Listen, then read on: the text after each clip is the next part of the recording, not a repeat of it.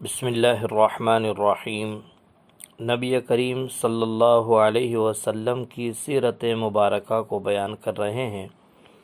ماقبل میں شق صدر کے تعلق سے ذکر کیا، پھر اس کی حقیقت اور اس کے اسرار کو ذکر کیا، اور نبی کریم صلی اللہ علیہ وسلم کا شق صدر کتنی بار ہوا اس کو ذکر کیا،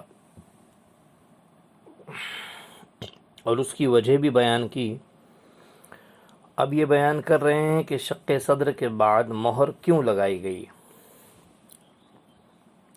جب کسی شے کی حفاظت مقصود ہوتی ہے تو مہر لگا دیتے ہیں تاکہ جو شے اس میں رکھ دی گئی ہیں وہ اس میں سے نکلنے نہ پائیں۔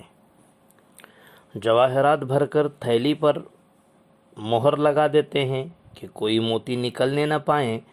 اسی طرح آپ کے قلب مبارک کو علم و حکمت سے بھر کر دو شانوں کے درمیان مہر لگا دی گئی تاکہ اس خزینے سے کوئی شے، کوئی چیز ضائع نہ ہونے پائے۔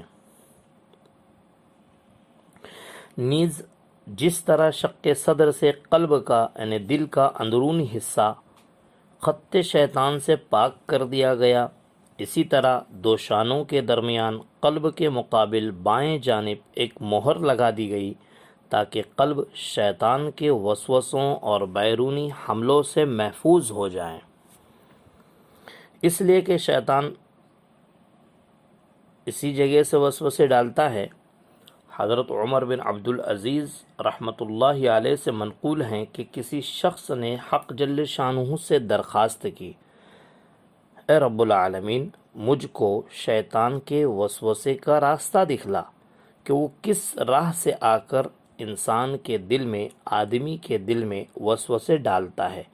تو من جانب اللہ دو شانوں کی درمیانی جگہ جو قلب کے مقابل بائیں جانب ہیں وہ دکھلائی گئی کہ شیطان اس راہ سے آتا ہے، اور جب بندہ اللہ کا ذکر کرتا ہے تو فوراً پیچھے ہٹ جاتا ہے۔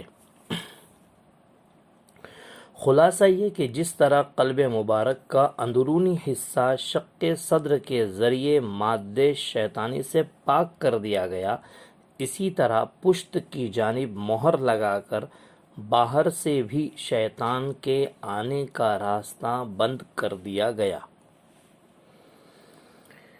اب سوال یہ ہے کہ مہر نبوت کب لگائی گئی؟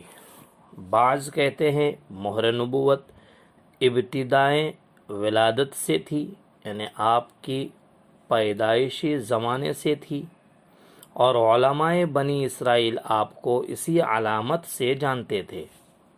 اور بعض کہتے ہیں کہ شق صدر کے بعد مہر لگائی گئی، لیکن پہلا قول یعنی کہ آپ کی ابتدا سے ہی مہر نبوت تھی، یہ زیادہ صحیح اور راجح قول ہے، جیسا کہ بعض روایات سے صراحتاً معلوم ہوتا ہے کہ آپ کی پیدائش ہی مہر نبوت کے ساتھ ہوئی ہے۔ اور عجب نہیں کہ جن روایات میں شق صدر کے بعد مہر نبوت کا لگانا مذکور ہیں وہ سابق مہر نبوت کی تجدید اور اعادہ ہو، اس طرح سے تمام روایات میں تطبیق اور توفیق ہو جاتی ہے۔ شق صدر کے واقعے سے حضرت حلیمہ رضی اللہ تعالی عنہا کو یہ اندیشہ ہوا کہ مبادا آپ صلی اللہ علیہ وسلم کو کوئی صدمہ نہ پہنچ جائے، اس لیے آپ کو حضرت آمنہ کے پاس مکہ لے کر حاضر ہوئی اور تمام واقعہ بیان کر دیا۔ حضرت آمنہ اس واقعے کو سن کر بالکل ہراساں نہ ہوئی، اور ان انوارات و تجلیات اور ان خیرات و برکات کا جو زمان حمل اور ولادت باسعادت کے وقت ظاہر ہوئے تھے، ذکر کر کے یہ فرمایا کہ میرے اس بیٹے کی شان بہت بڑی ہوگی، اس مولود مسعود تک شیطان کی رسائی ناممکن ہے، تم مطمئن رہو، اس کو کوئی تکلیف نہیں پہنچ سکتی۔ حلیمہ اپنے گھر واپس ہو گئی اور آپ صلی اللہ علیہ وسلم اپنی والدہ ماجدہ کے پاس رہنے لگے۔ جب آپ کی عمر شریف 6 سال کو پہنچی تو حضرت آمنہ نے مدینے کا قصد کیا اور آپ کو بھی اپنے ساتھ لے گئی۔ ایمن بھی آپ کے ہمراہ تھیں۔ 1 ماہ اپنے میکے میں قیام کیا حضرت آمنہ نے، پھر آپ کو لے کر واپس ہوئی۔ راستے میں مقام ابوا میں حضرت آمنہ رضی اللہ تعالی عنہ نے انتقال فرمایا اور وہی مدفون ہوئی۔ انا للہ و انا الیہ راجعون۔ پھر ایمن آپ کو لے کر مکہ حاضر ہوئیں اور آپ کے دادا عبد المطلب کے سپرد کیا۔ اب آئندہ انشاءاللہ عبد المطلب کی کفالت کے تعلق سے ذکر کریں گے۔